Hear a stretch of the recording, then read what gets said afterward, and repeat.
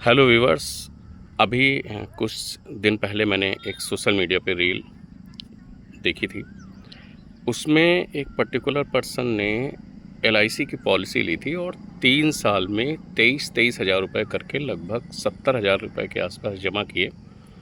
और वो policy surrender कराने एलआईसी ऑफिस में जाते हैं और वहाँ पर उनको सरेंडर के टाइम पे 22 से 23 हज़ार रुपये वापस किए जा रहे हैं। और फिर उस पर उन्होंने हंगामा किया और वो काफ़ी ज़्यादा पॉपुलर हो रही थी रील भी। ऐसा क्यों है? और फिर वो कह रहे थे हम क्लेम करेंगे, हम जो है इस पर ओम्बड्समैन के पास जाएंगे।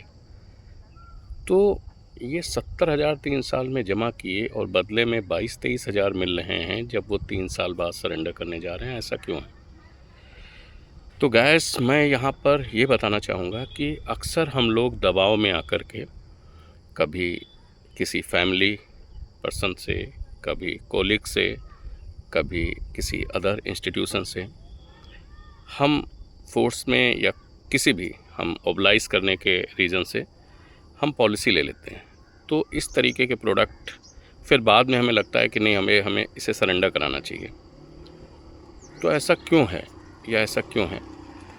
तो बेसिकली होता क्या है कि मैं अक्सर ये कहता हूँ कि कोई भी फाइनेंशियल प्रोडक्ट अगर आप लीजिए तो पहले उसके प्रोज़ एंड कॉन्स को समझिए, उसमें क्या रूल्स हैं, क्या इम्प्लीकेशंस हैं, तब फाइनेंशियल प्रोडक्ट लीजिए।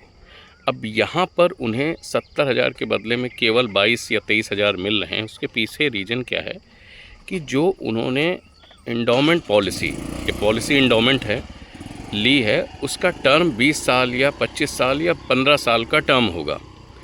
तो उस केसेस में आप जो है, जब भी आप किसी इंश्योरेंस कंपनी से इंडोमेंट नेचर की पॉलिसी लेते हैं तो उतने साल का कॉन्ट्रैक्ट होता है। और इमीडिएट केसेस में जो आप प्रीमियम देते हैं उससे एक एक्स सम एश्योर्ड मिलता है। लेट्स सी, अगर यहाँ 23 हज़ार रुपये का अगर इन्होंने प्रीमियम दिया होगा और हम मानते हैं कि 20 साल का टर्म लिया, तो 4 से 5 लाख का सम एश्योर्ड होगा। तो उस सम एश्योर्ड में ये भी कॉन्ट्रैक्ट होता है कि 20 साल तक हम प्रीमियम देंगे और 20 साल तक इंश्योरेंस कंपनी आपका रिस्क कवर लेगी। प्लस जो है 20 साल जब पूरे हो जाएंगे तो मैच्योरिटी पे सम एश्योर्ड प्लस बोनस मिलेगा। और इन केस कोई बीच में हैपनिंग होती है तो जो भी आपका सम एश्योर्ड का पैसा है वो मिलेगा और जो भी उस पर बोनस लगते हैं वो। लेकिन अब आते हैं कि आप बीच में अगर उस कॉन्ट्रैक्ट को ब्रेक करते हैं तो यहाँ वो आप सरेंडर कर रहे हैं। अब जब सरेंडर करते हैं तो चूँकि आईआरडीए के रूल्स हैं, पहले 3 साल थे, अब 2 साल हो गया, 2 साल बाद आप पॉलिसी सरेंडर कर सकते हैं। लेकिन सरेंडर के केसेस में एक एसवी फैक्टर होता है जिसे सरेंडर वैल्यू फैक्टर बोलते हैं। सरेंडर वैल्यू फैक्टर शुरू के ईयर्स में बहुत कम रहता है। यानी अगर आप मान के चलें कि 2 साल बाद ही हम सरेंडर करने जा रहे हैं तो 20% या 30% होगा अक्रॉस फंड पेडअप वैल्यू का। पेडअप वैल्यू तब पॉलिसी उस फॉर्म में पहुंच जाती है जब 2 साल या 3 साल का मिनिमम पीरियड आप कर देते हैं। लेकिन पेडअप वैल्यू बनने के बाद आपका सम एश्योर्ड प्रोराटा बेसिस पे टोटल कितना प्रीमियम आपका है पॉलिसी का और कितने प्रीमियम आपने दिए हैं उस हिसाब से कैलकुलेट करना पड़ता है। उसके बाद सरेंडर वैल्यू फैक्टर निकलता है। तो एसवी फैक्टर शुरू के पीरियड में बहुत कम होता है और जब टाइम पूरा होता है तो वो एसवी फैक्टर बढ़ता जाता है। इवन मेच्योरिटी के टाइम पे एसवी फैक्टर ऐसा निकल के आता है कि वहाँ आपके आसपास का पैसा पूरा मिलता है। लेकिन बीच में जब आप सरेंडर करेंगे तो ऐसा ही होगा। इसमें आप किसी को कंप्लेन करें, किसी उससे कोई फ़ायदा नहीं है।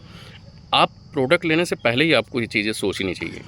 तो मैं हमेशा ही बोलता हूँ कि जब भी आप कोई प्लान लें, कोई भी, बजाय इसके कि कोई आपका परिचित है, कोई इंस्टीट्यूशन है, किसी ने फोर्सली आपसे कहा है, उसके बजाय आप थोड़ा जांच पड़ताल कर लें, पहले उसके नियम समझ लें और जितने ड्यूरेशन का आप प्रोडक्ट लेना चाह रहे हैं उसी हिसाब से लें। अगर यहाँ पे 3 साल के लिए ही आपको लेना था तो इंश्योरेंस पॉलिसी आपके लिए थी ही नहीं, वो भी इंडोमेंट नेचर की। आपको किसी शॉर्ट टर्म के डेट फंड लेना चाहिए था या फिर आपको एफडी में लेना चाहिए था। तो यहाँ प्रोडक्ट गलत लिया गया। अब इसमें आप किसी इंस्टीट्यूशन को जिम्मेदारी दें, वो गलत है। तो मैं यहाँ किसी एलआईसी या किसी दूसरे प्रोडक्ट की बात ही नहीं कर रहा हूँ या मैं उसी किसी के फेवर में हूँ।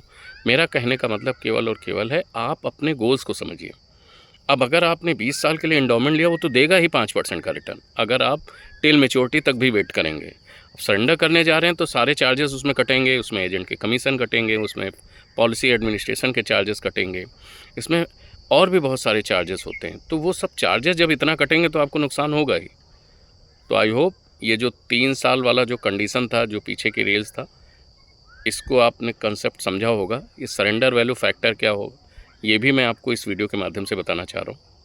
उम्मीद करता हूँ ये आपको समझ में आया होगा, और आप भी कोई प्रोडक्ट लें तो पहले अपने गोल स्पेसिफिक ज़रूर करें। वीडियो देखने के लिए धन्यवाद। Thank you. नमस्कार।